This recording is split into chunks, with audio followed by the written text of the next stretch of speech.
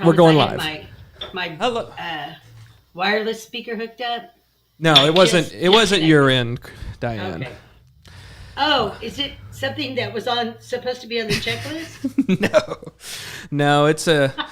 Here we go. We are live currently, Diane. So behave yourself. I need to be at my. Okay, so we are here. This is our live after show of Cookie Cutters, a Sweet Tradition that hopefully you just watched. This is a packed house we have here, virtual and in person over here. Which I guess it's technically all virtual except for the three of us. We're having an in-person experience. I'm personally virtual. I'm a hologram. And so we're going to go around the room here and say our involvement with this project or various projects on this YouTube channel that we're live on currently. Let's start with Krim. Krim, what do you... Hello, my name is Krim. I did a 90-second little animated segment for this documentary, and I also contributed a song. Mm-hmm. The song is called I. So it's called, I saw that was in the file name. I didn't know that was. I think it was longer, but I don't remember. Was it for this? I was really it special liked the made song. for this? Would you like it to be? No, It was something that I didn't know what to do with, and I was thinking, to add the music to the animation, and I just remembered I'd recorded that track, and I was like, I think this will actually really fit with it. There was some timing thing that kind of worked because when they pop up and it's like the five of them or whatever, it's kind of where it kicks in or whatever. Oh yeah, that was pure luck. Wait, Just like watching Dark Side of the Moon or Wizard of Oz with Dark Side of the Moon. That was what it was like syncing that audio. That's a good comparison. Yeah.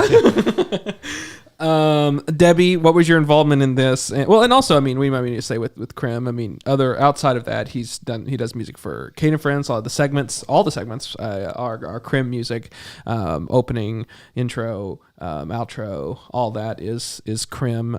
So throughout that, he of course did the music for Ribbon, which was the film that a lot of us worked on. And a music video. Video. Right. This is Scary. The three of us have collaborated so many times. Yes. Now. Three of us worked on a music video as well for it was for Night Stalkers. So check that out on the YouTube channel too. It's both on mine and Krim's YouTube channel. So Yeah. whichever one. That's two possible search results. So. Yeah. So both there. Check those out. Yeah, we did that. What was it in 2020 or 2021? I think that was 2020. Yeah, I think so. And it was Andrew, who's a friend of the channel, also did the cinematography for that. And That's right. I've forgotten about Andrew. yeah, Yes. lean into How your could you mic a forget little Andrew? bit. How could you forget Andrew? Is what he said. I know. I'm sorry. Andrew, if you're listening, I do apologize. I never forgot you, Andrew. Okay.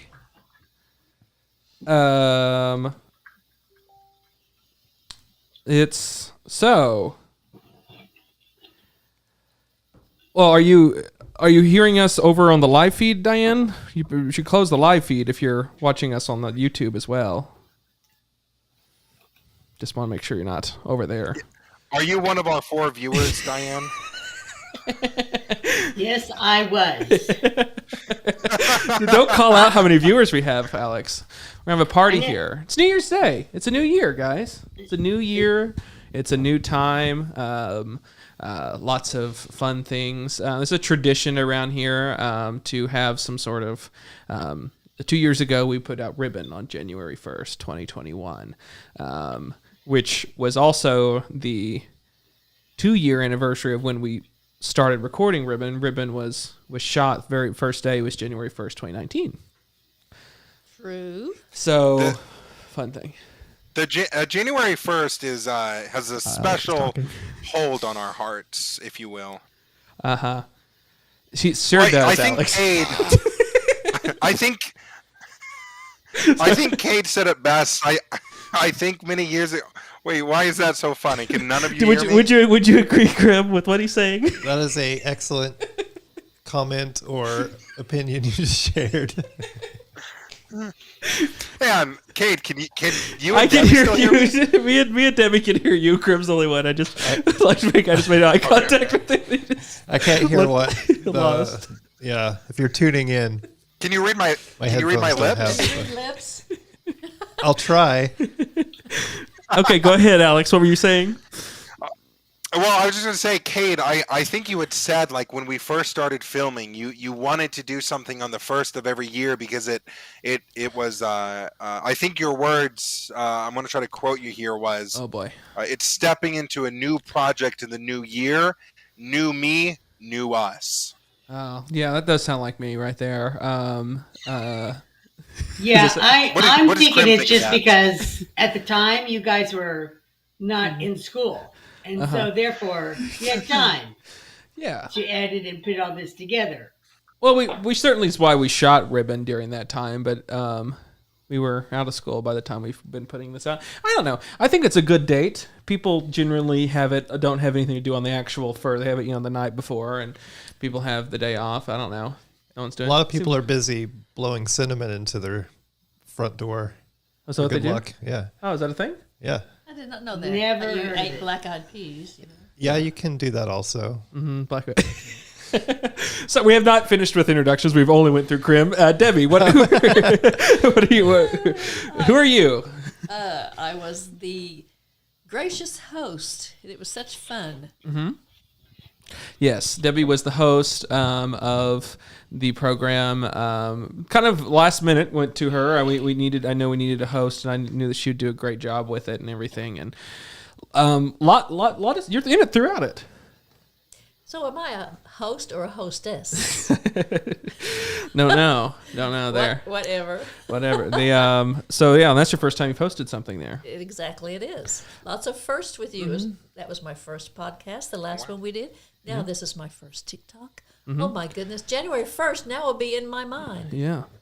Before this, we went live on TikTok too. So, Alex. That was a smashing success. We got 2. I don't know if it was just. Were you spamming the likes?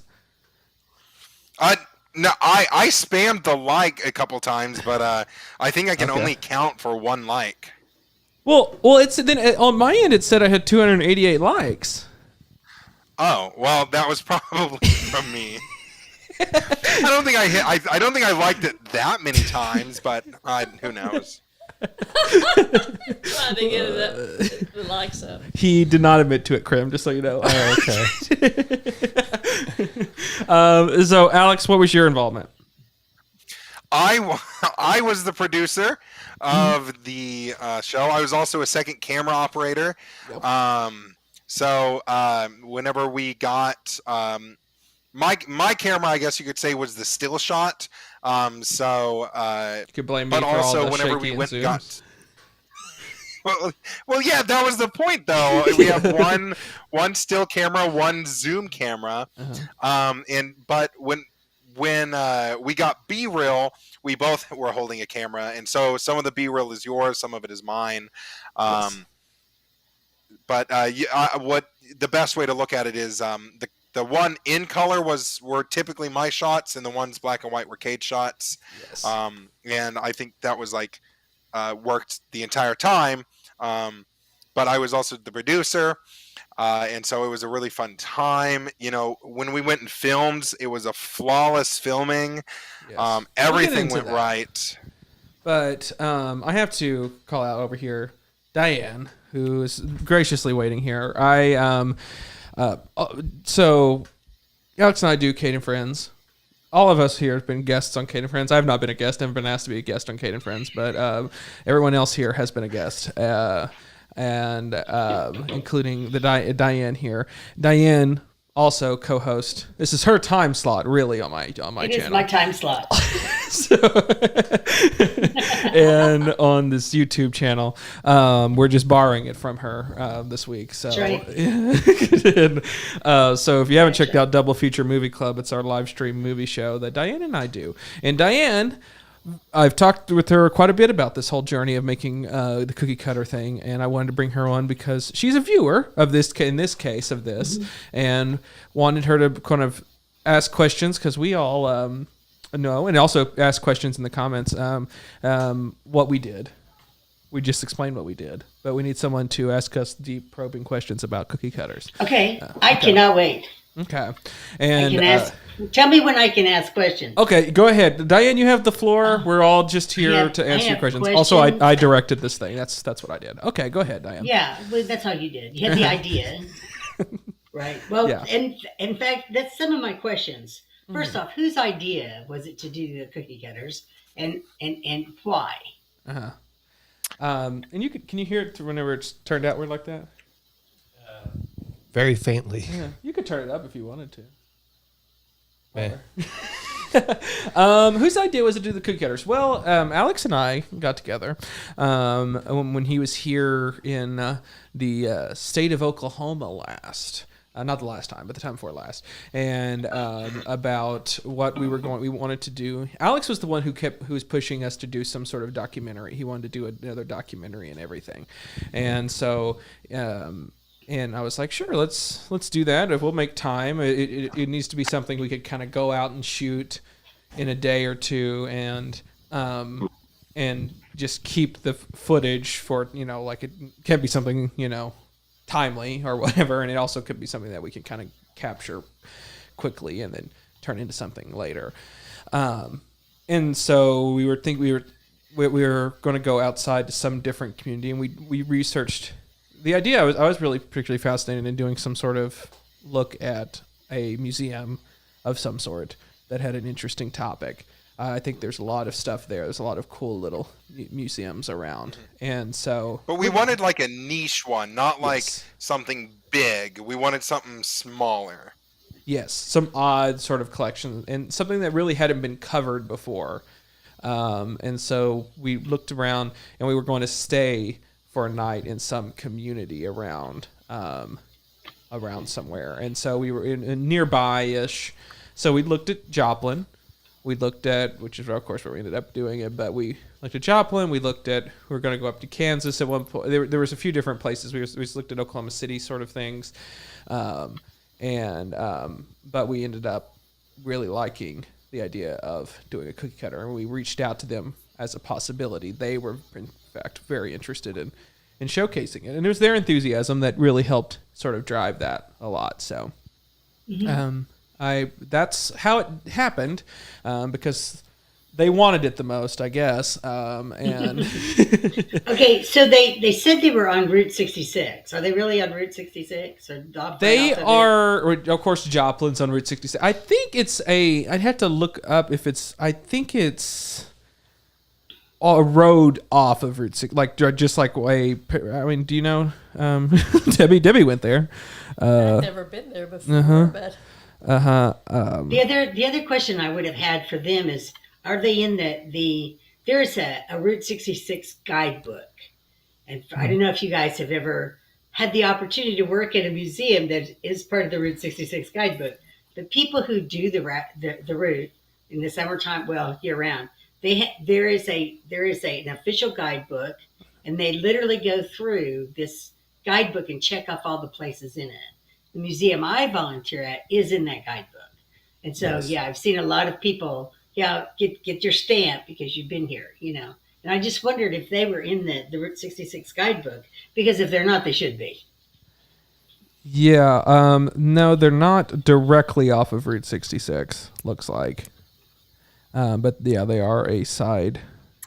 Yeah, I mean, you don't have to be right on Route 66 like the Blue Whale, but the Will Rogers Museum is in the Route 66 guidebook, and it's not on Route 66.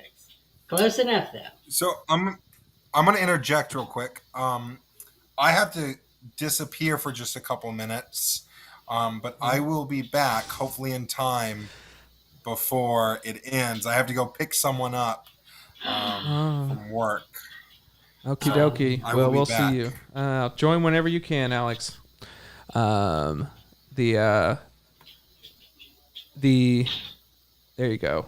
Yes, Hi, Krim.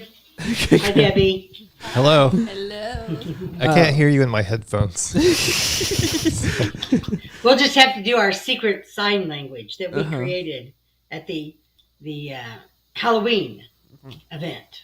Secret sign language. Secret sign language. Created at Halloween. Yeah, I don't remember that one. Bend your bend this out. Flip it around for him so he can hear out of your headphones. Completely around. It's gonna be uncomfortable, but it's to make his experience. Okay. Can you hear him? Talk for a little bit, Diane. Okay, can you hear me, Krim? I can. Hello. Well, I had. Turn it up a little bit too. Just the. Well, Oh, Slide up is that this one? Oh, Yeah. More. Okay. Talk some more, Diane. okay. So, Krim, Did that help at all? since you can hear me right now, yeah. Did you do the opening, the countdown? Oh, no. That was actually a just a YouTube made thing. You can select different countdowns. Oh, okay. And that was a bright, and I chose the bright one that seemed like it kind of fit the sort of vibe. It did. It did. Yeah. It really fit the vibe. I like Yeah, Krim did the animation part, and he did like the music underneath, which was repeated, of course, in the outro. that. I love the animation part. Yeah. It was great. It was great. The other thing that I really responded to when you first started showing the black and white pictures of when Debbie and I were little girls, Yeah. and our mamas had that pink kitchen where all the appliances were pink, and and did cookie cutter. I thought it was a nice tie-in to people's memories. So do you guys have any memories from childhood of baking cookies with an aunt or a mama or a grandma, and getting out the cookie cutters? Oh yeah. You gonna go, Debbie? You got any memories? Yes. And my mother had. I know she had the Tupperware rolling pin at one point. Yeah. Made a rolling pin. Yeah. And the plastic sheet. Mm-hmm. Roll it out. I can't remember what all cookie cutters we had several. I think we had all those red ones. The picture that had all the red, the Christmas tree. I know what we had. Those were Tupperware So, yeah. made, branded. Yeah. My mom had that Tupperware set too, and the plastic rollout it had the lines Yep. for the size of the Yes. pies. Isn't that something? Fun and games. So you both, I had never heard of this, but it seems like people have, and you talked about it too, and I believe Diane made a comment about it. Betsy McCall. I had the paper doll. Yeah. So what was that exactly? It was a magazine, but you would cut out these paper dolls out of You them. could buy at the store. You could buy paper dolls, and the clothes had the little tabs on the shoulder and waist, and you just put the clothes and then folded the tabs, and that's how they stayed on. I mean, there were all kinds. I'm sure you, Diane, did you do paper dolls? Oh yeah. The McCall's magazine had those Yeah. the clothes cutouts. Uh-huh. You know, and I think you could probably get the doll itself. The doll, they literally sell this as a kid in stores. Mm-hmm. You know, you would have this is for people who could not afford, Barbie and her clothes. This is true. This is a cardboard cutout of a girl, and then you would cut out the clothes with your scissors along with the little tabs to hold them on, and She it was had all quite the these thing. outfits. Yeah. It was quite the thing. I think my mother even had paper dolls when she was little. Yeah. So yeah, paper dolls were big. They sold a lot of magazines. Yes, they did. I really thought I'm going to praise Krim with this music that he chose on there. That was really so you had made that beforehand, right? And you just hadn't ever used it? Yeah, I'd actually recorded most of an album for a project that never came through. Oh. So I had all these backing tracks like that. Oh wow. And I'd been trying to figure out how to use them so it wasn't a complete waste of my time. So it was a personal album of yours, or was it for something? Or Yeah, it was going to be kind of a Krim-like album. It was going to be, I used to have this group called the Ruskettes. It was kind of like a 50s doo-wop throwback, and I was planning on doing like an 80s version of it. So I recorded all these Phil Spector sounding electronic tracks, and that one's my favorite from that little Yeah. thing I did. I thought it fit, and I was Me trying to too. come up with some sort of closing thing, and it was just like I'll just reuse that one because I can make it a little bit longer, and then make it the sort of full length because I think you kind of we drop it off for that one, and. The beat kind of worked. We did have to cut out Debbie realized we cut one of her lines at the ending. She knows her lines, and it was it was the hours. it was the hours of the museum. I mean, that would be an important thing that they should know. Hours, not 24/7. Yeah. Well, maybe it should be. It should be.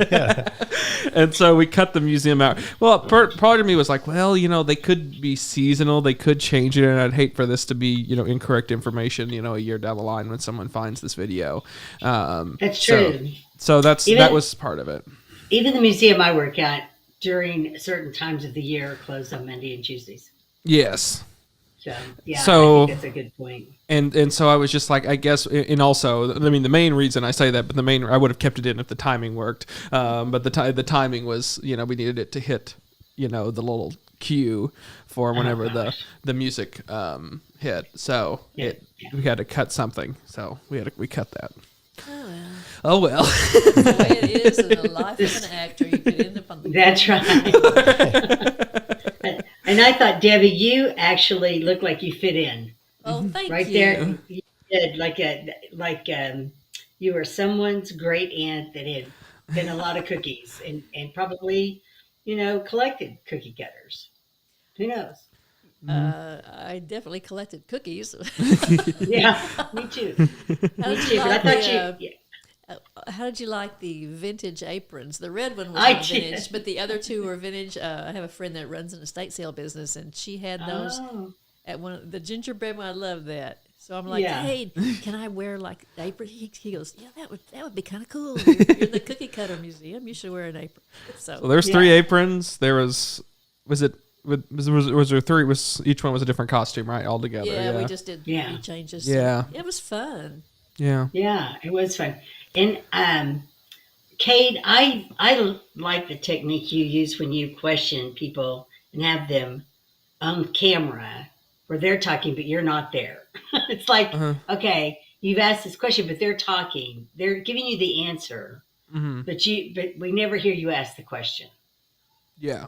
There's And a I really- section at one point, but I try not to have my questions in it.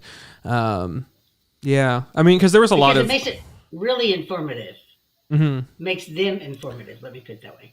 Yes, and certainly they liked walking through it and everything. We had Alex was doing a lot of the questions for this. We kind of switched on and off different parts because he was the one manning the sort of main camera there. So he would be the person who walked through some of the questions and everything. I bet those ladies loved Alex. You gotta love Alex. Yes, You can't. How can you not? You know.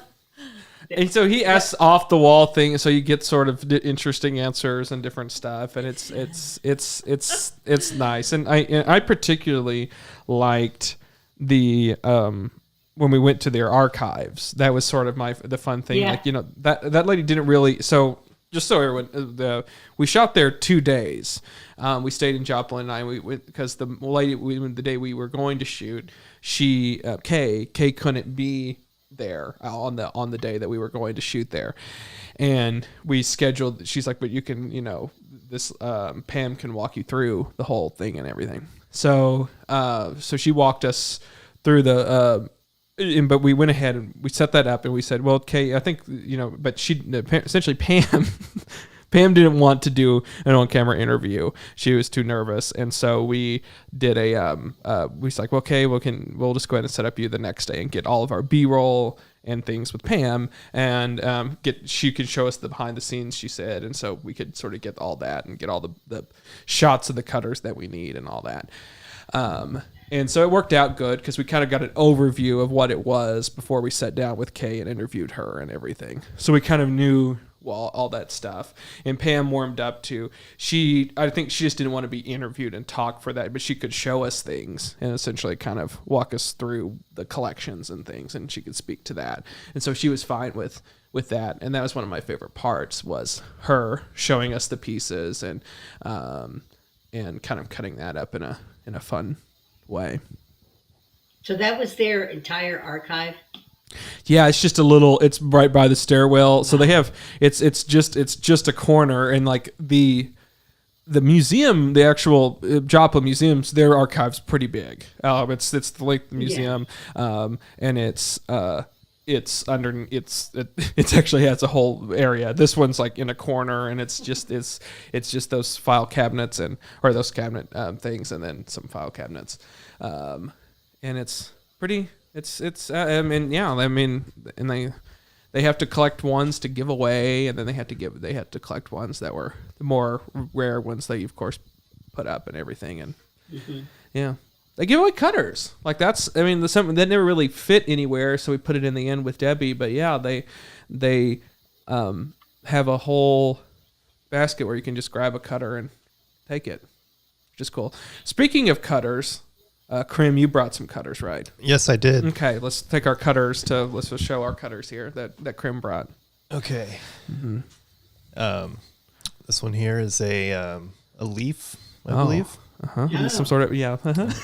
Good for autumn. Yeah, that's right. Yeah, I like that. Or spring. Or spring. Leaves are well, they're not always, I guess, but well, I was just thinking because thinking it's like a brown. Just because yeah. I don't know. the metal's that you can make color. a green cookie, I guess. Yeah, you can paint it green. Yeah. Paint it green. Touché. For Earth Day. Earth Day. Oh, yeah. That's a what good day one. is it that you're supposed to plant trees? That day. Yeah. Whatever. Arbor Day. Arbor Day. Yeah. Well, I guess you could just use a leaf anytime. Oh, I see the next one. We know what that's for. Oh. See this one's a heart shape. Okay. Not like a human heart. For those that are just listening, it's like the classic like Valentine's. That one could be used on Valentine's or I'm sure other opportunities. You could paint it green and make it Arbor Day theme. It could be a Grinch heart. Could be Grinch heart, yeah. And then here's my favorite one, but it makes terrible cookies. It's this wiener dog shaped cookie. Oh yeah, that would be hard to do a cookie with. Yeah.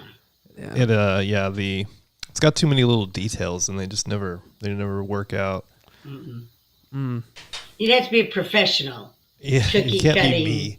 Yeah, yeah, or me. Yeah, and they're difficult because then cookies expand. Of course, if that's all also a problem.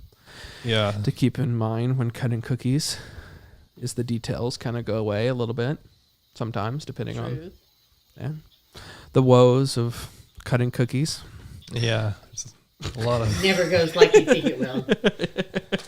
Yeah, we didn't. I was wondering. I was like, oh, we could do some sort of baking thing. I had, the idea. We shot all of this, and the problem with like a documentary, so you go out and you shoot it all, and then like, you don't like. I'm like, now what am I doing with this? What's going to be sort of the angle? How do I tell that? And then whenever it's finished, it's like, oh yeah, well of course it was always going to be kind of told that way. But whenever you just have like hours and hours of footage, it's not as easy to just kind of figure out how is that going to end up being what it is. And it does take a lot of different editing and planning. And I mean, it could have gone a million different ways. And it kind of went the more straightforward way about it. But there was thoughts of like, do we do some sort of baking thing in it? Do we kind of expand this out and do different stuff and these be segments? And and ultimately it went with that, and then like it was like, well, we have this parts where there's no thing. We had to, I reached out to Krim to do animation, and that worked. So, and then Debbie to fill in the gaps, because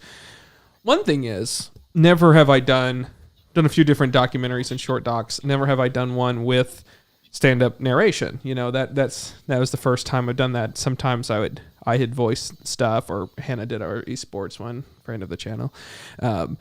But those were voiceovers, and then for Laura didn't have any narration, and so this one was kind of the first one. I'm like, oh, well, that makes sense for this one, though. I think it added personality. Yes, and it was such fun. Mm-hmm. Yeah. Got another question for us, Diane? Yeah, I wanted to know did you see a Darth Vader cookie cutter? Any Star Wars? I don't know if I saw Star Wars. Because I'm pretty sure if you had seen them, you would have stolen them and brought them home. Yeah, Yeah, no, I don't recall any Star Wars. I don't. There was Superman, Batman. We saw those in there, and that's what she like. It was funny. Her like reference sort of newer things, and like it was like Superman and Batman, which has been around for forever, and or new. But like, yeah, I'm trying. I don't recall. A lot of any Star Wars things, which is a little odd. Weirdest one, I saw I was telling them it's in the documentary, but it's not the focus of the shot. It's kind of out of focus to the side. On there, one of the panels shows a bunny one, and next to it is a devil. It's a Satan guy. Oh. And there, I didn't have a shot of where he was the focus, and I'm like, better not. But yeah, I was like, that's kind of odd, and it's like old. It's made out of tin, so this is like from a long time ago, and someone made like almost like I don't know enough about it. It's like a tarot card. Is there a devil tarot card? It's like that. It's like he's like dancing with a tail. Oh yeah, I'd be too scared to eat that one. I don't think I saw that one. Yeah, so it's a unique one, but that was an interesting one. The one I got, so I because we went there technically 3 times. I don't think I grabbed one when Debbie was there, but I went the 2 times I went. Last time I grabbed one each day because it says take one. So one of them, which I don't know where it's at. I didn't look for it too hard, but I could have swore, and I still swear by this. I guess it could technically be like an octopus or something, but to me it looks like Cthulhu, and that's I like that cookie cutter, and I had to take it. Sounds like a good one. So will you ever use it? No, it's really tall, so it's like it's more kind of like a mold thing, so it's kind of, but it's small. I don't know if I would use it or not. I mean, it'd have to be something that the things were tall enough to be impressed like that. I don't know what you use those tall ones for. Is it for cookie do you mold that tall of a cookie? I don't. This one's particularly kind of tall. Yeah. It's like an inch. Yes, you could. Mm-hmm. Yeah. Yeah. Who knows? When you were doing research for this, did you come across any like rival cookie cutter museums that you could have written in like a B plot of like the rivalry and the dirty tricks they play on each other? Well, I'll tell you, it was fascinating. Of like, so the club's very fascinating, and I every part of it was like, and their website's like this kind of older website, and you could go there and like they have a Facebook group and everything, and they're really cool people and everything. But it's just very, very fascinating, and when I asked them, that was really what I was very interested in, is like this national club that exists with these regional chapters, and I upon research of how it got here. So Kay Starch it's not completely talked about. She's shown and her building shown, but that was out in I'm trying to remember. It's a town in upstate New York, and small town, and it was like her home, and it was like a storefront, and it was a cookie cutter marketplace, or I think something like that. And it technically was the first cookie cutter museum, and so it existed out there. And then that's when they moved it out, and then they needed a place for it to go, and they went to Knightstown, and it went to Michael Bonney, and all that's very fascinating. Within the cookie world, those are known people. And so within the cookie cutter world, these are like talking about really like, I mean, she was the kind of the first with that had like this collection of cookie cutters. And then Michael Bonney is, I don't know if I sold it completely. She said it, and I was like, okay, I don't know what that really means, that this coppersmith that made tin that's popular for Martha Stewart. I've researched a ton of articles and things that have cookie cutter thing. His are the most expensive cookie cutters that's ever been created. Michael Bonney's cookie cutters. Wow. And specifically his cookie cutters he made for Martha Stewart for the Mail by Martha Club, which was I don't know, like you could order as a catalog, I guess is what it was. It's called Mail by Martha. And he made a bunch of different cutters, and they're, I guess, very rare because they were handmade from copper, and they are the most expensive cutters. And so he had a shop and he'd like dressed old timey, had a shop in Knightstown, and as it says, it kind of ran into the part. I guess the part that theirs was off of ran into disrepair, and they needed some place to put it, and that's where it came to Joplin. But all of that was very fascinating. The fact that like I went into a rabbit hole with Phyllis Witherell, which you can see in Crim's cartoon, and there's also the group of them together. There's a shot of them, and Phyllis is in that.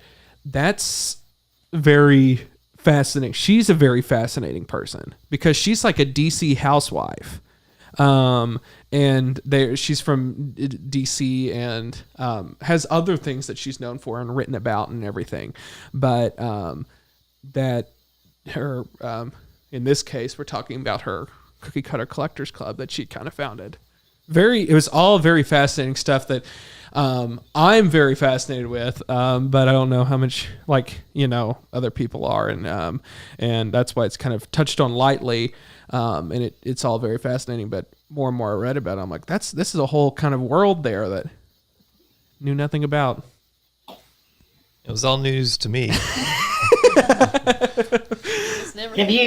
There's also the Precious Moments Collectors Club that you may not know anything about either, but that's also out of Joplin. So we had researched a lot for the job. We was going to do quite a few different things, and Precious Moments was one of the ones out in Carthage that we had approached to possibly doing something about with Precious Moments, and they didn't ever respond to us. So that's why Precious Moments was. But that's also very fascinating because they're tied in with a bunch of different things, and I think they have permissions issues and stuff of that. But but that's a very fascinating place out in Carthage, Missouri. We did a bunch of things. So we were going to do a bunch of other things in Joplin, but with the cookie cutter, it became the one. I mean, it became the focus. But there was a few other shows. There was the small appliance museum that we had reached out to, and we were going to do that. There was a few different places, but this seemed to be the one that it captured me, and I felt like it was fascinating. There were so many interesting little wrinkles to it, and it was ended up being broader than I sort of expected. Whenever it was just like a little wing in a small museum, I don't know. Did they give you a total count for how many cookie cutters were?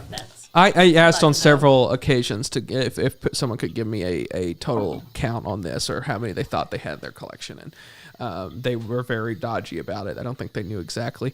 They had that one donation that was like 10,000. So well, I had heard people were saying 10,000, but I think 10,000 is what's in the cases. Is the way I understand it, and then this donation of 10,000. So there. I had heard 10,000 for the cases. So there's 10,000, I think, in the cases. And then there's a donation of 10,000, which I think is part of this archive and where they're trying to filter through some of that stuff. And this is the way I'm understanding it. And there are, of course, this collection of these ones that they give away and everything. And so those are uncatalogued. I mean, they look at them and make sure they're not whatever things and they're duplicates and stuff like that. So there's those. And those wouldn't count towards that. And then, of course, she was donated 10,000, and those are elsewhere. So I don't know. The way I understand, there's 10,000 in cases, X number elsewhere. That's not. I don't know. They wouldn't say or they didn't know the number or something. But I couldn't get a straight answer with that. But yes, they They did have a donation of 10,000. Yeah. So there's got to be at least 10,001. 10,000 was the number that kept getting thrown around for everything. So 10,000. Okay. And they're seasonal. They change. Yeah. Oh, yeah, So the Hallmark section, which is the front section, because I guess they all say that's the prettiest cookie cutters, is these Hallmark cookies holiday collection.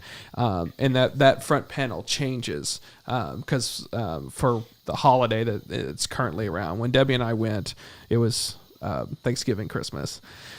But when Alex and I went earlier, it was in the year, or last year, I guess we say, which is good now because that's probably what they're going to be transferring them over to is Valentine's Day, Easter. So, fun stuff. What'd you learn, Crim? What's some fun things you learned? That I learned that there's a such thing as a coppersmith. Yeah. Yeah. Uh-huh.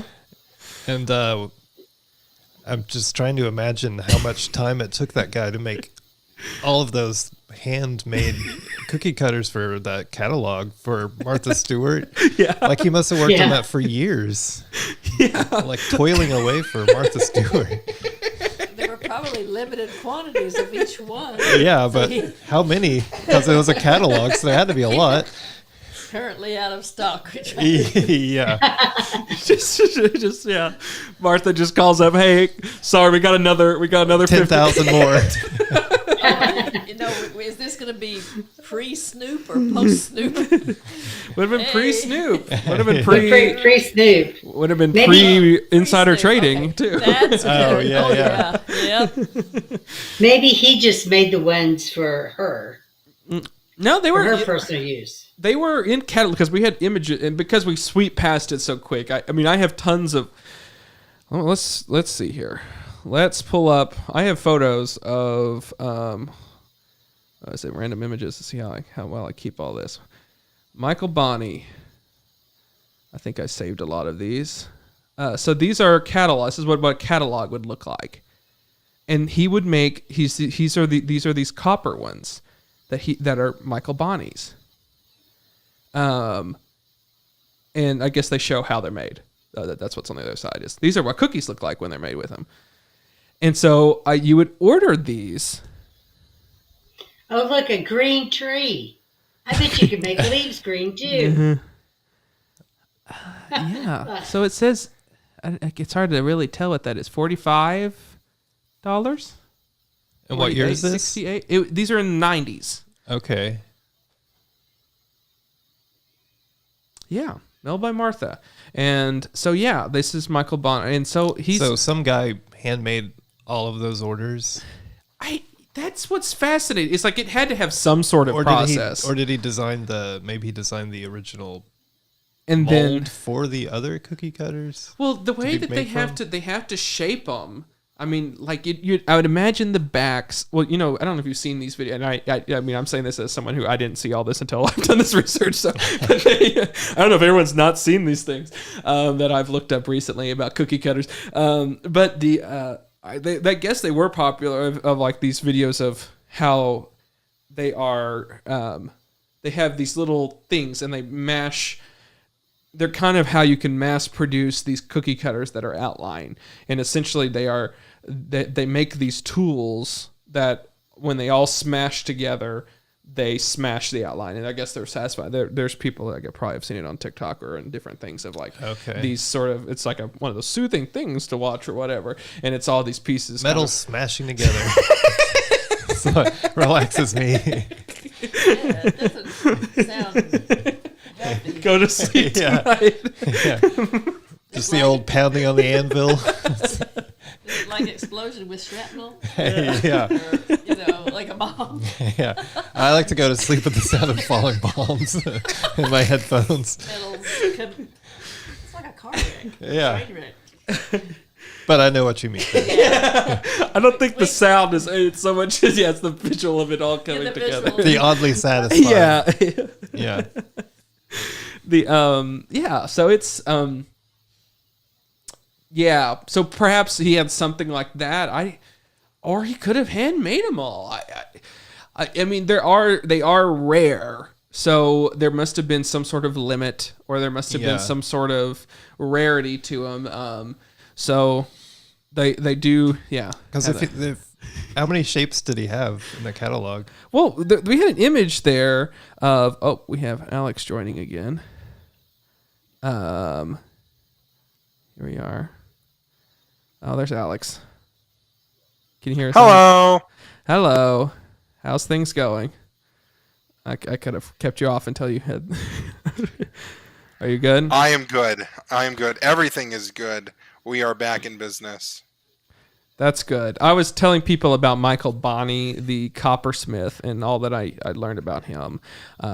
This was his advertisement there. Wow. Oh wow. Premium copper, established 1982. He made this. What's This at is that an art- address now? There's him now. This is a copper thing he made. and he's well known in the copper community, or in the copper making, but also the cookie cutters, because I was telling them how he made these Martha Stewart cookie cutters. See, living they're big. Yeah. Some of them are big. So let's say he made Krim's really trying to 100 of nail each one down- of those. really obsessed with this guy's copper making business. I know that's a lot of work for one guy.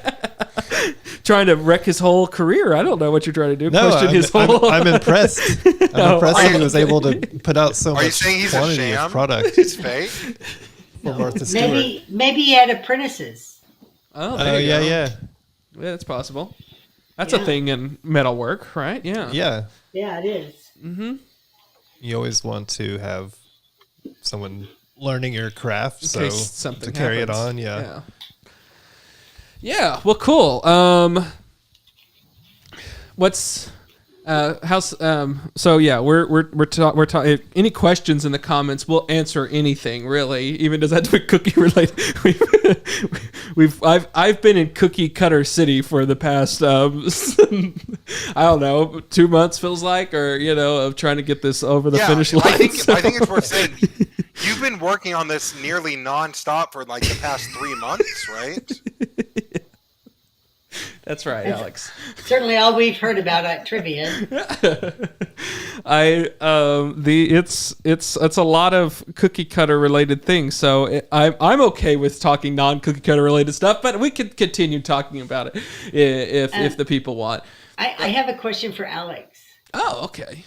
One of the questions or comments that I had, Alex, was that I really appreciate the fact that in you guys' documentaries that you guys aren't on screen, but the people who are talking are being prompted. They're being asked questions, and they're able to communicate a lot of information in these really short segments when you really get down after editing, right? And Cade told me that you come up with a lot of those questions. You're the man. So do you go in doing research ahead of time, or do you just get a feel for the place and then just ask logical questions, or how's that work? What's your process? I did maybe like zero research. I'm not gonna lie. I'm very much I went in and then just kind of, we explored the area, and then the questions just came based off of the conversation. Mhm. I would say Cade probably asked 70% of like the big questions, and then I would kind of follow up with a question and like do like a deeper dive on the question. But then there were some questions that I would ask that were like those the big questions that could lead into like the bigger conversations. And you did sort of drive this one in general more because of you were the one stationed by the main camera, and so even whenever I ask questions, like look over at Alex because he's the one who's technically in the interviewer spot and everything, and so he did a lot of the questions. Way it works is that similar in our podcast, which all of you guys have been guests on. Alex can. I like having we have a good dynamic. I think of hitting people with don't know which way they're getting hit with questions at. So I think that I get to sort of sit back and ask sort of different questions while Alex shoots from the hip, and I appreciate that because we get some interesting answers. I know that those little ladies really liked Alex, didn't they? Yeah. They fell in love with you, didn't they, Alex? They had a little sparkle in their eye. I'd like to think so. Yeah. Do we tell the story? I really enjoyed it. Oh, Yeah, yeah. I Tell the story. So it was the day of the cookie cutters. So first off, I really enjoyed it, and all the people that we met that day were amazing. And the guy we met, the guy who's interviewed, he was there by chance. We got very lucky that he had come in. And so he doesn't work in the area anymore.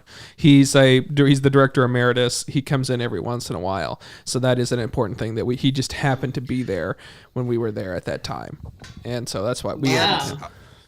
He had a lot of information. So we were very very fortunate, very lucky when it came to that.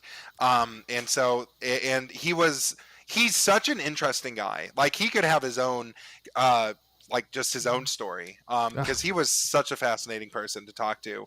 Because he just had like such an interesting like career.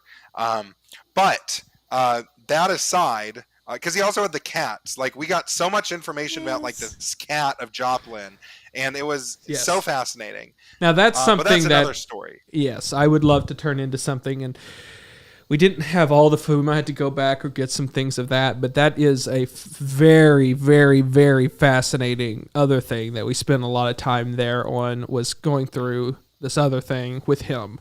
And so I don't know, it might be something in the future, because it's such a fascinating story. It is such a fascinating story, is all I'll say. So now as for the other fun part, the day of the cookie cutter. So I'm in town like for a month.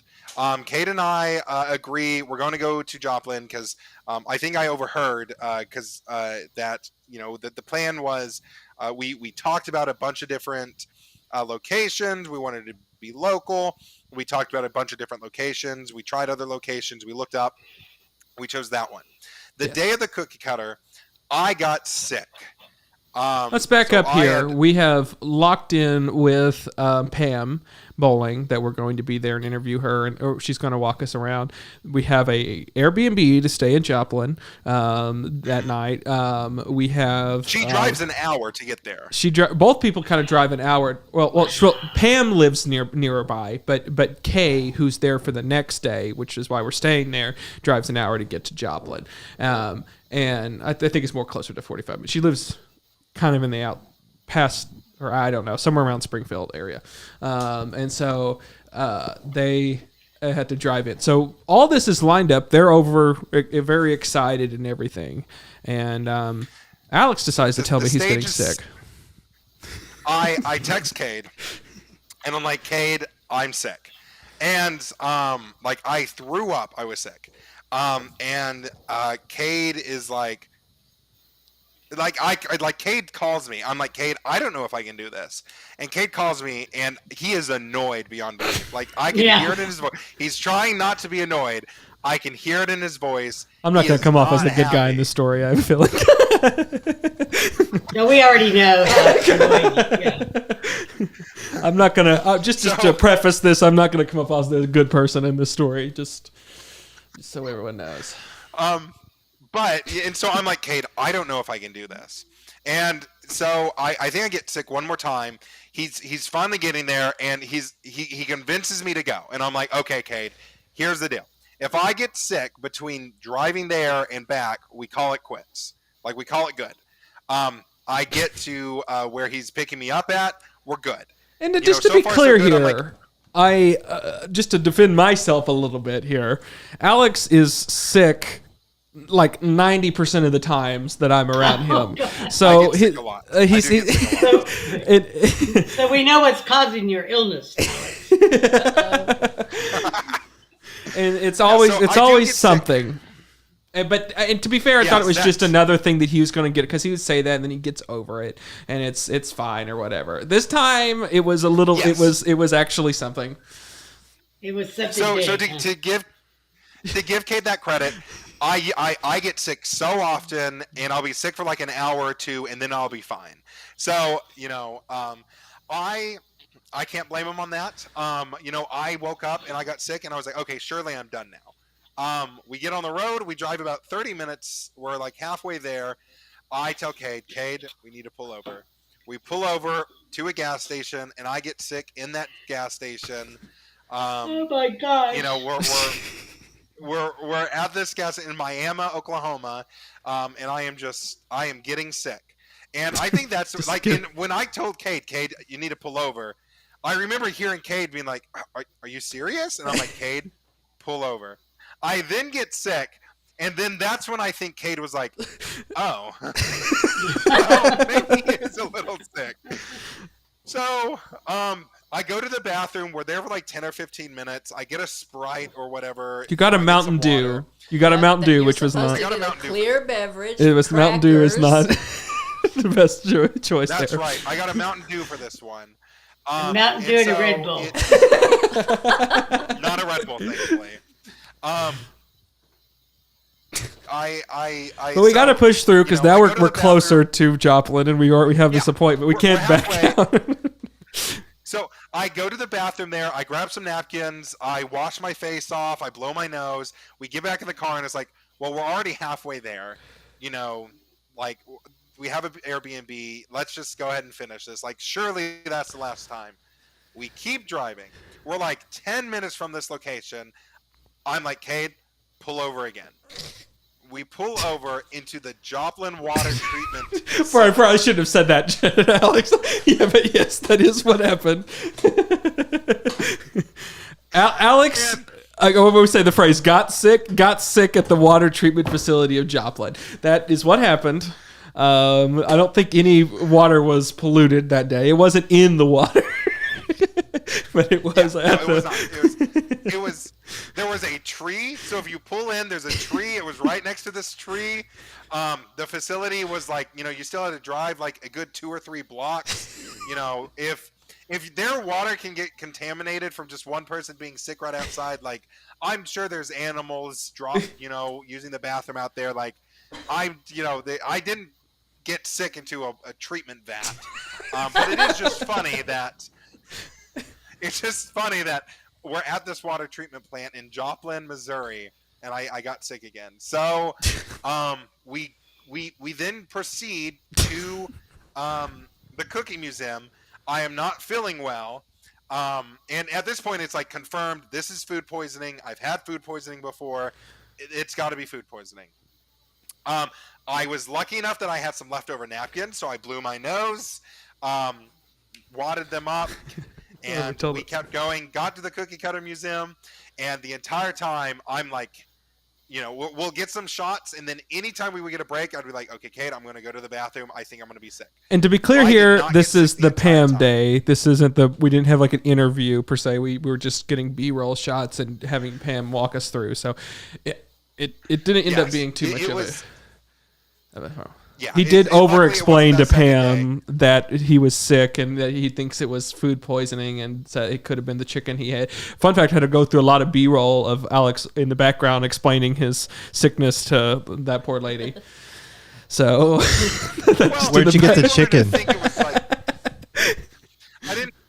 I don't remember where the chicken was from, but I didn't want her to think it was like COVID or something. So I over-explained. So I tell her, we would shoot some B-reel and, talk to her a little bit. I'd run to the bathroom. I never got sick, though. I did not get sick. So the entire time we were there, I thought I'd get sick. Came back to the and we got the B-reel. We then got that amazing footage. And then I think once I started getting into it, it kind of tapered out. We got that amazing footage, her with the lamp, which Cade and I both love, just her in that lamp looking through the nighttime, the stuff in the dark. Fair shot. We finish up. I then head out. We go to the Airbnb, and I'm like, I think we're missing a big bit. This is maybe get me in a little bit of trouble here, but so we had planned. Well, the idea was we had reached out to a few different people. Yes. That was the morning. We were in the afternoon. We were supposed to go. Okay, I had sent out to a few different people. I sent out to this person, though, also in Joplin, is the world's largest small appliance museum. Okay, we had reached out to them. Would you be interested in us doing that? We can be there in the afternoon because we're going to be there for 2 days. It was kind of a short notice sort of situation. But still, I think it was a few weeks beforehand. Would this be good? They said it should be fine, but we'll get back to you if that works for us. Never responded. Never went further than that. So I was still planning on going there anyways. We pull over there, and it's like this is after Alex has gotten sick and everything, and we're like, and I'm like, I didn't realize I just said just push through this, and then we had to do a secondary other shoot where we interview people and do all this stuff. So it is worth pointing out, we stopped somewhere and got some food. So we stopped somewhere in between. We did go and get food, and then we went to this place, and that's when I started to feel sick again because we went and ate. I ate like. Did you get more chicken? No. I got a light sandwich and soup. We went to like a Perkins or It was something. it was a McAllister's. It was literally McAllister's. And I got soup and I got a sandwich. I got the stuff that I should have gotten. Like, I don't know, it was like a ham and cheese sandwich or something, light, sick food. So it's all good, and we pull over there, and then it's like we pull in, and it's a spot, like it's this. It had just like it was a heavy rainstorm in Joplin, so everything's real muddy, and it's in like this muddy area, and there's a little section. So we're going there, and it's like adjacent to like this gun shop, truck store, and everything. It's like it's all one thing, and we go over there and we park. And Alex is like, and I'm like, this isn't really what I was expecting. This isn't what we were kind of, I was sold this was going to be. It's more of this Western wear store. It's Western wear too. I didn't say that. Small appliances. But it's also, it's too many things going on. And I'm like, this isn't really what I was thinking this was from the photos and all that. And Alex is just like, can I sit this? Can I not do this? I just want to go back to the room. He's like, I think I'm getting sick again. And I'm like, and I'm sitting here looking down like I'm going to have to do a whole interview and a whole thing with him. And then I'm like, this guy never even got back to me if this was good. He said he would get back to me. And so then we just like, okay, let's just go to the Airbnb and check in and get Alex settled and everything.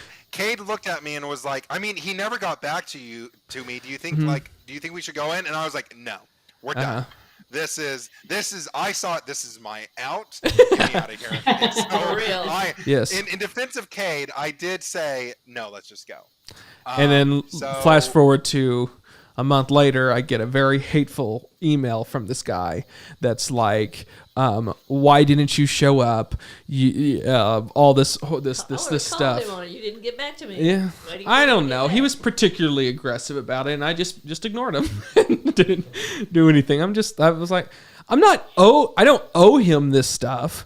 Like, if that's a difference in personalities between this guy and the cookie cutter ladies here.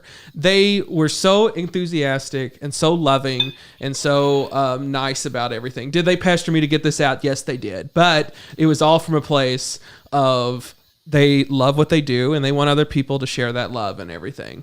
Never once was it a hate-filled, angry reply. And they should have been. You never got like the head of a gingerbread man mailed to you. Cade did kind of ghost them a little bit, and I was like, and I did have to tell Cade, reply to those ladies. They don't deserve. They are because they were so wonderful. They were wonderful. And it was nothing but excitement for them. So. This was a lot of work. This was a lot. It wasn't just a simple sort of throw things together. There was a lot of ways, and you have to like think through. It was bigger than we thought it would be. I think we were expecting the plan was like we wanted to do like 3 10-minute documentaries, and this obviously turned out to almost 30 minutes. Mm-hmm. So it became such an adventure. We got like the leads of a second one, which we want to look into. But yeah, so we get out of that place. We go to the Airbnb. I lay down, and Cade is like, "Hey, do you want to go explore the city? Do you want to go get food?" And I'm like, "Absolutely not." I hear there's a great chicken. What about my situation makes you think I want to go out? Wow, Alex. No would have been fine. So I actually get sick again at that Airbnb. Cade is in the other room next to it. I'm sure he heard me. I felt awful. I had Pepto, so it was not. We got Pepto. Time. Well, I had a fun time that evening in Joplin. I went around and explored their dying mall, and I went around to explore their. I went to a few different places. I went to a Moe's. We don't have a Moe's in Tulsa. It's the only one's like inside of the ORU, but there's no Moe's here. So I got to have Moe's for the first time. Have I ever had Moe's? It's not too great.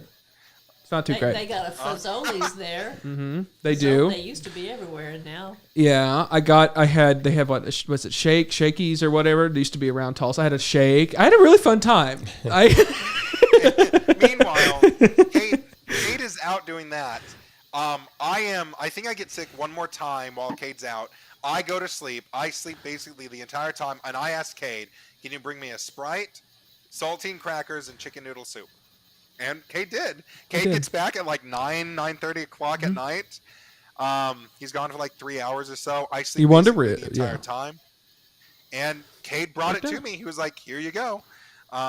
And that was also the time we were trying to search for Girl Scout cookies in the area, and that was also very much. Which later we had to do a whole separate trip to where was it? Baxter Springs, which is also up by there. Yeah. So we went up to that area twice, even though we were just there. But there was no Girl Scout cookies. Literally started the day after we left there. Like that's when their season started. So there wasn't anything then. So then. But I was better after that. After I got the chicken noodle soup, everything was okay. Next day comes around. I think I was still feeling like a little off and on nauseous, but I didn't get sick again. Then we got some excellent interviews. Turned out great. But I had to keep it light that next day. And, it now makes for a really fun story. Yeah, that never gets to be told again. I'm impressed that the story about your sickness and nausea didn't make us lose any viewers, which that's good. That was a long story about someone being sick the entire time. I thought that would have killed our viewership. But No, people love listening to that kind of stuff. Yeah, that's what it seems like. Yeah. So I actually, Cade, I have a friend who's listening to this, and they private messaged me and they said, "Wow, I respect you for continuing it." Actually, their words exactly were. Let me read it here. Give my friend the little shout out. They said, "Big respect for still going while sick. LMAO." Yeah, I mean, you were big respect. several. I mean, you were an hour and a half away from your home. There was really no way of. Yeah.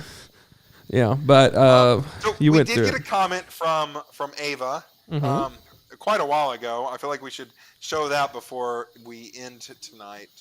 I wonder if they have to get light. Is that what you're talking about for things like the Pillsbury Doughboy? Yes. Don't know, Ava. I would not think they would have to unless they were selling it. Yes. And they're not selling anything, right? Yeah, and I think museums, they kind of have a different thing that they can display things of that sort of thing. So I, as long as they're not selling it, and like all the giveaways, none of them were licensed. They were all just like, I think Alex had one of the rabbit. There were shapes, various shapes. Plastic. Did you take one, Debbie? Yes, kind of a flower. Flower. Okay. Alex, you have a question for Debbie here, since Debbie's here?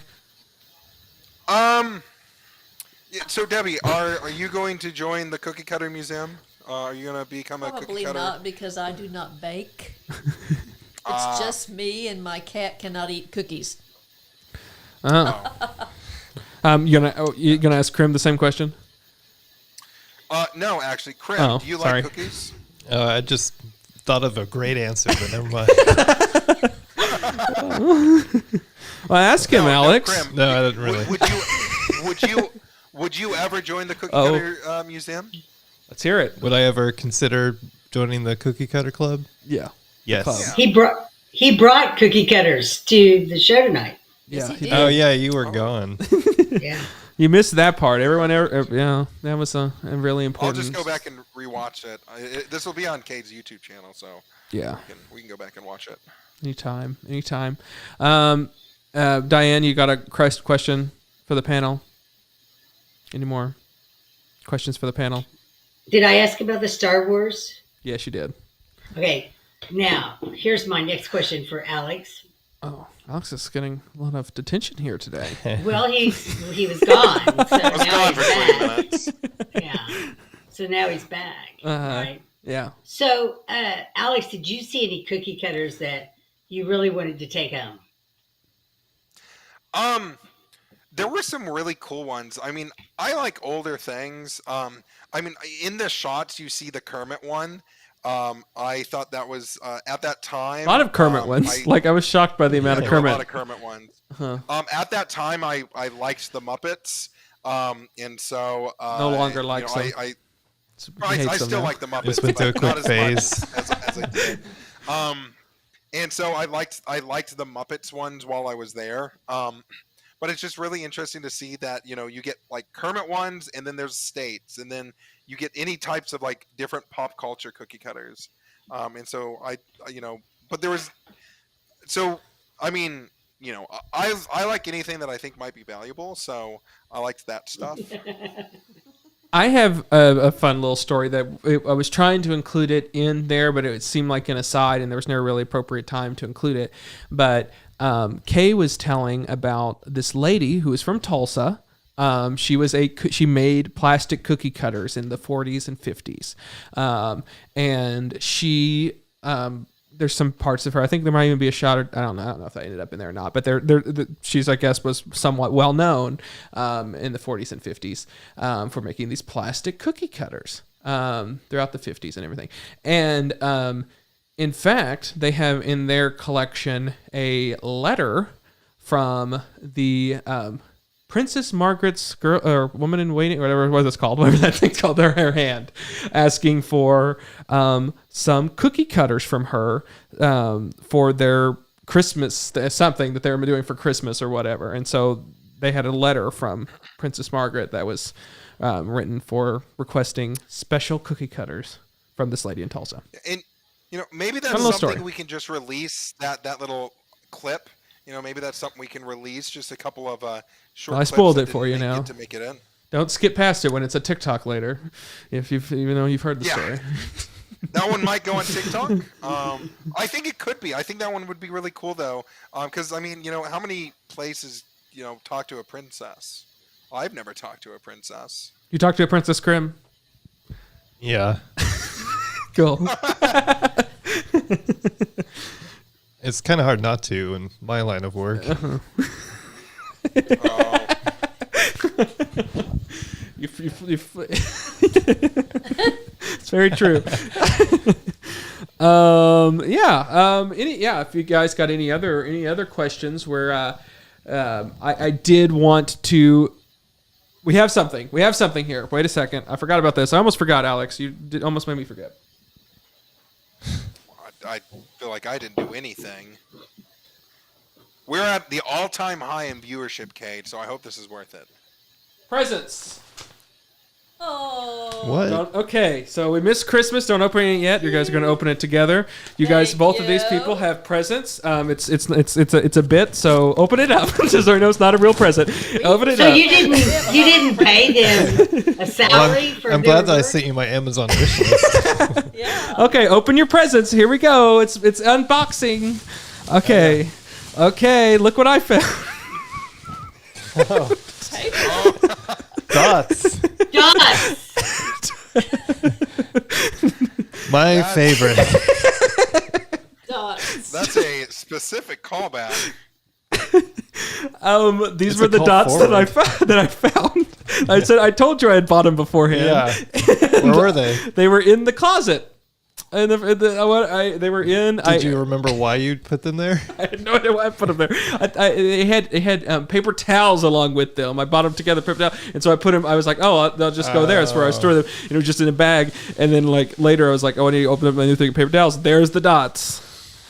Hey, That's hold your amazing. dots. Let's connect the dots. Da, da, da, da.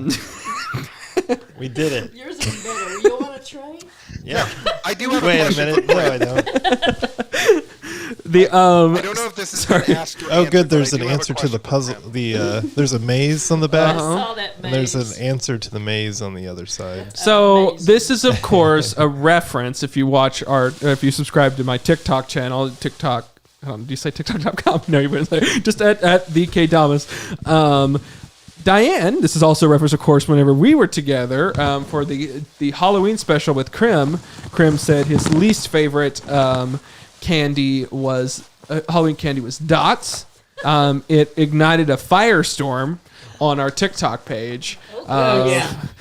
People coming out of the woodworks There's and been praise. a mob around my house for like a couple months now. It was all over Facebook. Too. Do you like dots? No. Don't say that online, Keep Debbie. it to yourself. You're Do gonna not get canceled. We all three of us got canceled for I know. for our opinions on I do have a dots. question for Krim. Oh, I do have a serious question for Krim. can you hear that? He has a question Huh? for you. I was reading the back of the dots box. Sorry. So, how long did it take you to make that animation for the cookie cutters? And would you say that's your best work yet? How long, like hours wise? Don't you hate when people ask you that? Well, I got a call from Cade like the day before Thanksgiving, I'm sorry, Krim. and I was going out of town, so I got back, and then I think maybe that week after that I started. I think I had like 3 weeks or so, Yeah. and so I worked on it pretty much every day for a couple hours in that period. Yeah. Wow. Well, And he pays you in dots. You're Yeah. Yeah. Yeah. thank you. Yeah. Oh. The Did you have fun with that the segment though? Because I feel like out of all the segments, like that was a really fun segment It was. to make, and you enjoy animating, I believe, right? Like I mean, I assume that's why you do it. You enjoy it. Oh yeah. So No, I did love. you? What's that? Did you like? Was that a good segment? Do you wish you would have animated a different piece, or were you happy with that piece? Yeah, it would have been fun to animate more. just the timeline. Yeah. Yeah, I was in a perfect where I was telling him because I had essentially sent two things. Like, there's this section which is he chose that a minute and a half, and there was one that's like, I need spots of it, but and it was just kind of odd, and it was that later one where we're telling the story of how it got there would have been great, but it just it takes a lot of work, right? Yeah. The thing that takes the longest time is like, you know, if you want to go shoot a movie, you go, I think I'd like it to be in a grocery store. So you drive to the grocery store and then you put your camera down and there's a grocery store. Yeah. But like, if I want to do that, I have to like imagine what the grocery store looks like and then design it. And Yeah. so that part is, you know, and so where am I going with this? That's why it took so long, is because Yes. I included a lot of different like characters, and then I had to Yes. like imagine what, you know, you have to design them, and my brain I works want to pretty know slow. why does this lady have green hair? Green. Well, I like working with a very small color palette. It's Yeah, I actually can a see that. shade of blue. It's supposed to be like gray hair. Debbie, what do you think? What do I think? It doesn't look like my gray hair. No, it doesn't look like mine either. But I mean, I didn't really. I wasn't. It didn't take you going out of over it. No. I'm like, it was just a cute little animated character. I didn't say what color is that woman's hair supposed to be. Yeah. No, I tried to. I worked with. Yeah. It was like 12 different colors. But now hearing that, I'm not so sure. So you had 12 different, throughout the entire. Is that the 12 colors you use typically, or did you just do for this one? For this one, it was. I kind of got like a kind of more 70s based. Yeah. Or I pulled it together, and then I don't know. I like working with a very small amount of colors, and it makes it look much more consistent. We really tried. Like, I mean, so I'm Gotta glad you said. ask Krim about. Are these You're all? really grilling Krim over this This is favor he did us. There's too much roasting. Are these? Is that more than 12? What are you telling me? I just wonder. I count more than 12. Well, I have a lot I of would adjust the questions about shading this. sometimes. She has a lot of questions about. I have a that. lot of questions about these people, but it can wait. What was the question? Well, Sorry. what's your questions? Go ahead and ask him. He's here. I want to know what's your inspiration for are these all women? First off, are these females or not? Yeah, thank you for the compliment on my drawings. Yes, those are supposed to represent ladies. They're all supposed to be like corresponding with each other about cookie cutters. I don't have any inspiration for them other than just I thought I remembered what people looked like, and I tried to resemble human beings. Yeah. Okay. So, I thought- are you a fan of The Simpsons, or I mean, where do you get your inspiration? I like The Simpsons. Where do you get your inspiration? Oh, for the design. It's partially Hanna-Barbera. There's definitely like the Matt Groening overbite mouth. Yeah, I see. I mean, that. you have a style. I mean, even these ones are in the sort of style that you do a little bit. It's a little bit less, right? You kind of, I feel like you softened it a little bit, right? Yeah, I simplified it just for make It's it not like less. Family Guy or anything. Oh no. No, it didn't look like Family Guy. Because you'll do like more exaggerated features too, right? More than like, and like this seems like very kind of more natural, Yeah. kind of like, I don't know what you would call it that. I love your I love Getting a lot of questions, the newsletter where you bit a cheek out of the cheek of a poor teddy bear cookie. Oh, that was supposed to be Mickey Mouse probably, or some sort of mouse type character. Oh, was it? Oh, okay. Krim, I for one It kind of looks like love. Alex. Well, they Well, all it's- doing it's- screenshots of the. I'm feeling very overwhelmed right now, especially because I can't hear you very well. Oh, okay. Actually, I love your animation. I do. I love all of it. Thank you. Yeah, it's wonderful. I had to kind of give you a hard time though. A little bit. Just a little bit. This is my favorite part, where you're talking with the computers, where they say no computers, no facts. I'll do like everyone else when they have their phone. This is. My favorite Well, part I was know the mine is round the robin camera. part. At least you can. Well, I'm holding it up to his face. Camera.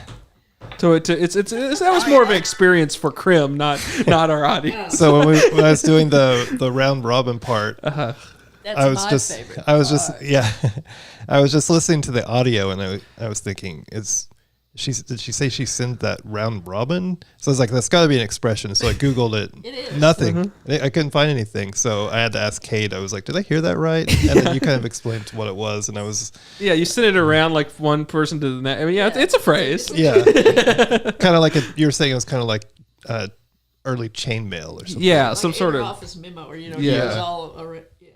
Goes But- around to each person, yeah. But I just thought maybe a robin. Yeah. So, yeah, I don't know. I like birds, so I thought I'd put one Cade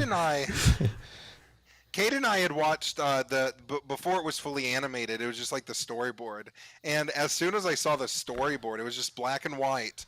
But as soon as I saw that, I loved it. Whenever I saw the storyboard, I was like, honestly, if this is all Krim gives us, it's great already. And so I was excited to because I didn't see the final version until just now, a couple hours ago. And so that was the first time I saw it. But I knew I was going to love it before I fully watched it.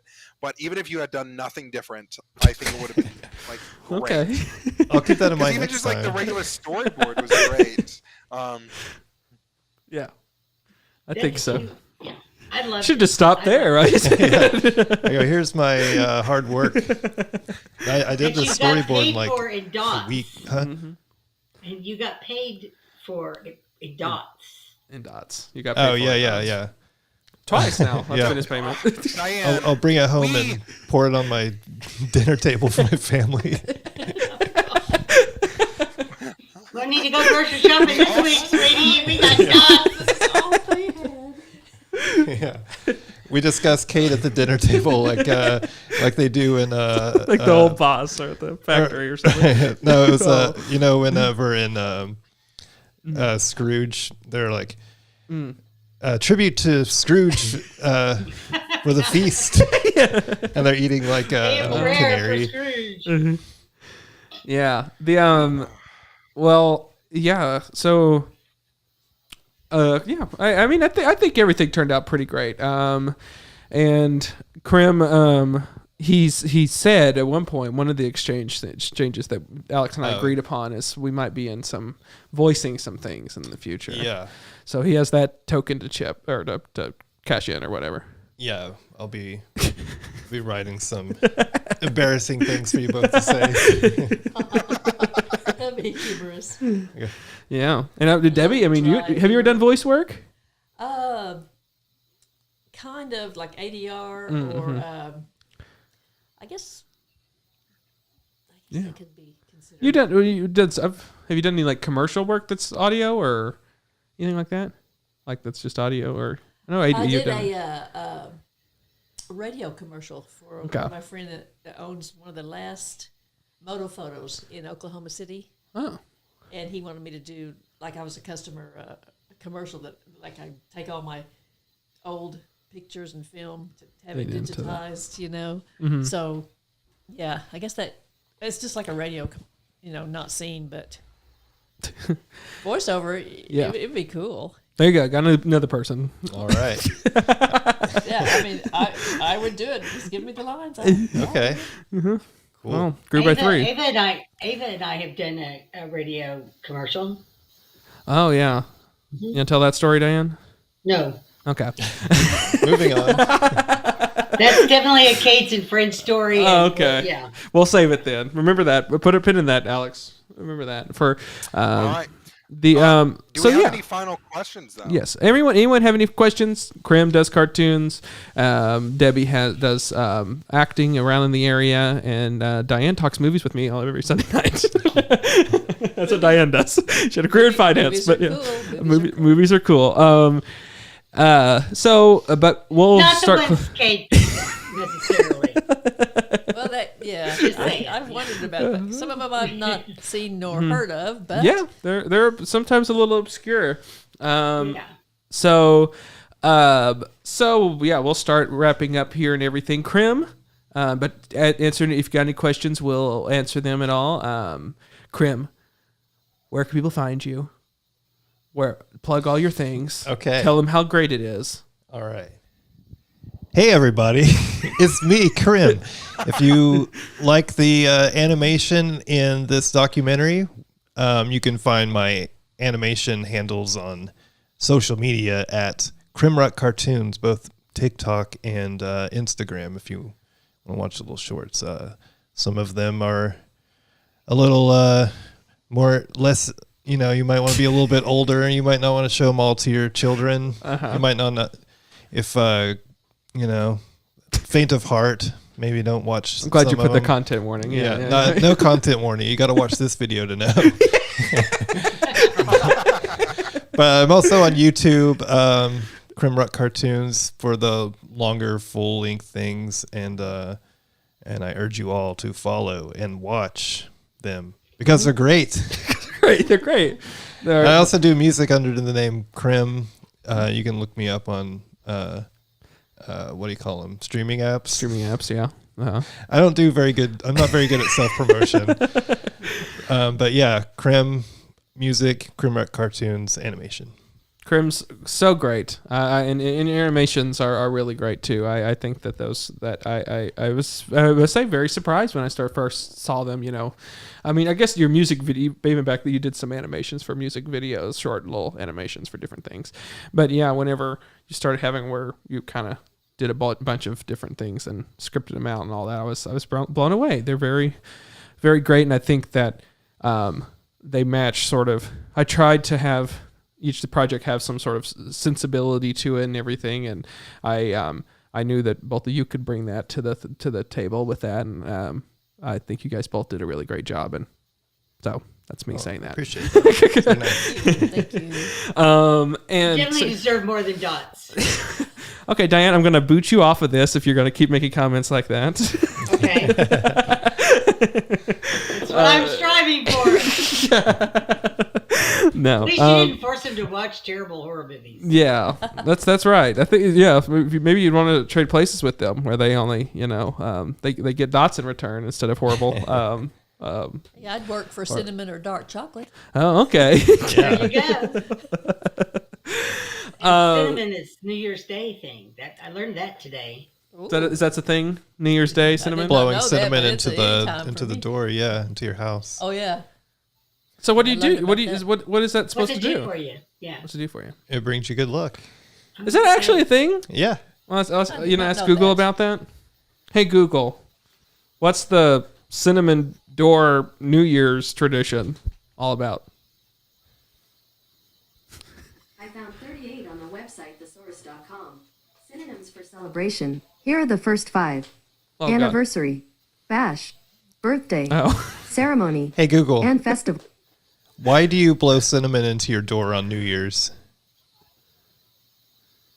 Sorry, I don't know why that is. Oh. Me either. Well, we may never know. Not helpful. I think it's something your parents did when you were a kid. That Maybe Siri or Alexa knows. Yeah. We need each of the competing tech giants smart speakers. Yeah. you could ask Jeeves. Yeah, Jeeves. Yeah. Jeeves. Whatever happened to Jeeves? He died. Oh, he died? Yeah. Poor Jeeves. Yeah, rip. Yeah, he just became Ask. Is Ask still around? Yeah, that's a good question. I don't know. I think it is. It's got to be. I mean, yeah. Poor Jeeves. Poor Jeeves. I wish it would have been the search engine that came out instead of Google, so that people could be like, "Oh, I can Jeeves that." Yeah, you're right. I think yeah. that'd be a We way can ask cooler world Jeeves. to live in. Yeah, we can ask Jeeves. Yeah, I like the. I know the UK version had it longer than all the other ones. Like they kept Jeeves around a little bit, and they even had like a 3D model version of him on the kind of on the. I don't think it's still around the UK version. Maybe he is. I don't know, but he lasted longer than our Jeeves. But and then like you know how there's privacy concerns with Google. I'm doing my stand-up set now. Yeah, go ahead. Yeah. Sorry. So there's privacy concerns with Google. If it was with Jeeves, you'd have to be like, "Shh, Jeeves is listening." That's the joke. Yeah. Yeah. Okay. Well, All right, I was just workshopping it, so yeah. Can't wait to see the comedy album there. Yeah. Yeah. Yeah. But is that's the bar? That's the. We are going to add in the cheers and applause and laughter into this, right? Yeah. Okay, I think so. you. Yeah. It's deafening here in the studio, but I don't know if Okay. the mics are picking it up. Okay. Yep. Well, anyways, So- let's wrap. Oh, go ahead. Yep. Do you want to know about the cinnamon thing? Oh, sure. Let's hear about the cinnamon. thing. Okay. So the purpose of blowing cinnamon into your house on New Year's is to attract abundance and prosperity. And and when you blow the cinnamon into your house, right? You're supposed to say, when this cinnamon blows, abundance will live here, and so it is done. Woof. Okay. Did you do that part, Prim? Because it might not have mattered if you put the cinnamon in if you have to didn't say- say that part. You have to say that word for word, like it's some sort of incantation. Well, you can say, I blew this That didn't cinnamon to welcome rhyme. abundance into my life. Shouldn't that rhyme? Yeah, that's No, not it doesn't memorable in say. any way. There's no. What was the saying? The saying was, say it again, Diane. Let me go back up to it. Okay. It's very long and it doesn't rhyme. He's right. There's no nothing to rhyme grab. to it. It's not There's supposed nothing to. there's nothing to grab onto to remember this phrase. Okay. It's going to get you ants, if like an abundance of ants. Do ants No, like ants cinnamon? aren't attracted to cinnamon. Okay, so Oh, okay. are you ready? You got to remember this, Crib, for Yep. next year. Remember it, Crim. Lean in When- into. Can you hear? Okay, go ahead. When this cinnamon blows, abundance will live here, and so it is done. All right. Like they could have said, When when the this- cinnamon is blown, abundance will grow. Like I feel like that's such an easy rhyme. I feel Okay, like this so was let me translated finish- like let me read 3 the rest of times this before paragraph. it got to English. If those words don't resonate with you, tweak them so they are more your vibe. What? That's not. There has to be Here's an a rule to example. this. Here's an example. I blow this cinnamon to welcome abundance into my life. Oh, okay. Yeah. Or So what I is welcome abundance? into my life? What is abundance in general? Well, A let's lot, say a surplus, if you are of a a childbearing whole lot. years, it could mean a lot of children. Okay. And that's okay. Just, I mean, yeah, I understand in general what abundance, but, but like, that's I've never. Okay, just abundance. Prosperity, Well, I'm positivity, glad I money, derailed. abundance. Crib, you Yeah, always money. derail it with your weird things that you bring up. I have 2 things that cinnamon in my cabinet. I don't need to blow anymore. Yeah.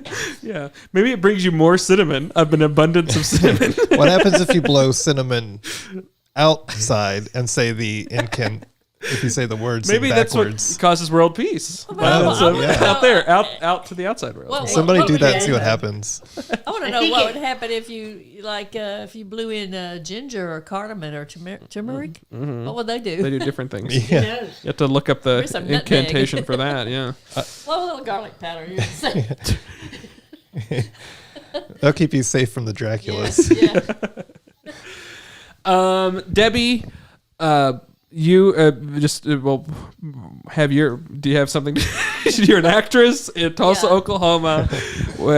You do a lot of different work. People can message me on Messenger or Messenger, direct message me. I work a lot in Springfield and Job. That's why Yes. I'm familiar with that whole wherever there's commercials to be done. Yeah, she works in the Springfield Joplin area for a lot. Cause, I mean, it's not a big of a talent pool, right? Is that what you said? They don't have an actual casting department like Oh. here are casting guys in Norman, Oklahoma City, and my agent's in Oklahoma City. So I will, I work with my agency, and then I can find work on my own as well. So Yeah. Well, there you go. Contact her if you think she's great. I mean, I think that she did a great job. It's her first hosting thing like that, and she did great. thank you. It was fun. Match the vibe that we were going for there. I mean, and I loved your positivity. Like you took it and you were like, yeah, I want to do that, and then you put together your outfits and everything. And you're like this or this, and I'm like, I'll It's let just you. fun stuff. Yeah. Fun stuff. I like comedy, so I want to Yeah. do a ribbon sequel or something. You blended. You actually look like you belong. Oh, thank you. You really did. I can relate to that. Cookie cutters and baking and mom and grandma. So Yeah. it's a cool thing. It's a heartwarming little thing. I mean, it's played a little bit more earnestly than some of other things we've done, but I want to keep people on their toes about what I'm going to do next, and so that's what I try to do different off the wall things. And I don't know, people always ask, what's your inspiration? Why are you doing that or whatever? It's like, I don't know. It's different than what I've done before, and it's unique, and I kind of like it. And if it's something, I don't want to do what other people are doing or what's necessarily popular. That's why some of my things are kind of weirder things. But there's a audience for this, I think, but it's just interesting stuff. Interesting stuff. Plus, it makes you think about cookies. Exactly. And that's always good. Any thoughts about cookies is always fun. Debbie and I had some cookies on our trip there. We went over to Front Porch Bakery in Claremore, and we went over to this soda Pops? Yeah, School of Pop soda shop School down of- in Claremore. Oh, you got to go to the soda pop place. Yes, we Good. did. And it was fun. We got It was new and interesting and different. Yeah. And so we got things there, and we were talking to them, and they were very interested in what we were doing and everything. And they asked a lot of questions about Debbie and her work as a Tulsa actress and everything. They're really nice. And we need to do a documentary at That there, yeah. It's like a little school thing, yeah. We need to write that there at that there place. Yeah. Yeah, at that there place. That there. It must be north of Claremore if it's that there. Exactly. Well, and Alex, do your plugs. My plugs are just You froze, Alex. There we- Wow, that's yeah, unplugged. Wow. He's plugged in. Riveting stuff there, Alex. He has to think about it. Wow. My plugs. I think Wow. he's making a fist. I'm getting nervous. I'm gonna have to boot you out, Alex. You can find Alex at askjeeves.com/Alex. Rejoin, Alex. I'm gonna kick you out, and we'll have Diane plug in the meantime. Diane. Oh, sorry, made you full screen. Hi. See Ollie in the background back there? Yeah, he had supper now he's full. Oh, So wait, he's all he's comfy. passed out. Passed out. This is his station too, to guard the house. Mm. Yeah. So notify everybody. There's the guard, right? So anyway, double feature movie club. Double Coming feature back movie in club. February. Yep, mid-February. Getting We'll be. Oh, Alex says my Wi-Fi is dead. His Wi-Fi's dead. Oh man. Well, I don't know. You could maybe He's on call his in. Call in with your phone. Yeah. Oh, okay. Oh, Okay. Okay, go ahead. Alex Yes, I'll feature movie club. Yes, so we're here. Sunday nights we'll return for our third season mid-February. We do a run of 15 each time, so we'll do 2 seasons this year. I keep saying next year. This year we'll be doing 2 seasons, of course. But our next season, season 3, we'll be back in mid-February. We'll announce the exact date. Soon we'll put out beginning of February, we'll put out our best and worst of the last season and then announce the date that we'll be returning. But like I said, this is their time. We're going a little later than Diane and I typically go, but I appreciate you hopping in. But yeah, Sunday nights, Diane and I returning in February.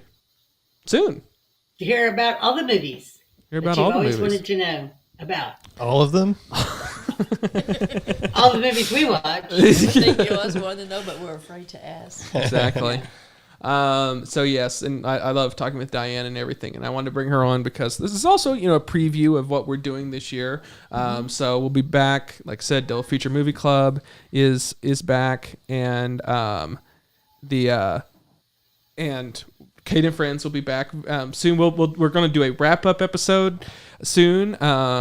That's kind of looks at our first season, which was all this year and everything, and then we'll be doing a there's Alex. I was just talking about Cade and Friends, Alex. We'll do a wrap up thing, and then we'll take a little bit of a break, and we'll return somewhere. We'll announce that date and everything, and we're excited for that. We're excited to have on some other people and some new people and some old people and everything, and it should be a fun thing. A lot of cool stuff happening here. We've mentioned another possible thing with Brad Belk on there that who've subjected in this that has some cool thing that's a possibility if you like documentaries. We have another thing that's coming out. I'll tease here about a salt and pepper shaker museum. Should be a little different situation, and it's really a really fun That's thing. a fever dream. That's a fever, and we'll have to. So if you like documentaries and stuff, there'll be things here. And of course, next January 1st, we'll have another huge project. Hopefully we're all back for that. Oh, goodness. Okay. Plug your TikTok or whatever, Alex, and then let's leave. All right, it's literally just Claire Bubble. Claire Bubble. I Follow like me on that, Twitter, though. I guess, if you want to as well. See Lexa Lair. It just I kept it very name oriented. That is all. I don't know why the internet just froze. Well, have a good night, everyone. Have a good night. night. Follow him on everything, and he'll be back for Cade and Friends, and everyone will. Thank you all for all your help, and thank you all for watching. This is a New Year's tradition. Mark it in your calendar every year. You're here on the Cade Thomas YouTube channel. See ya. Bye. Bye. Bye.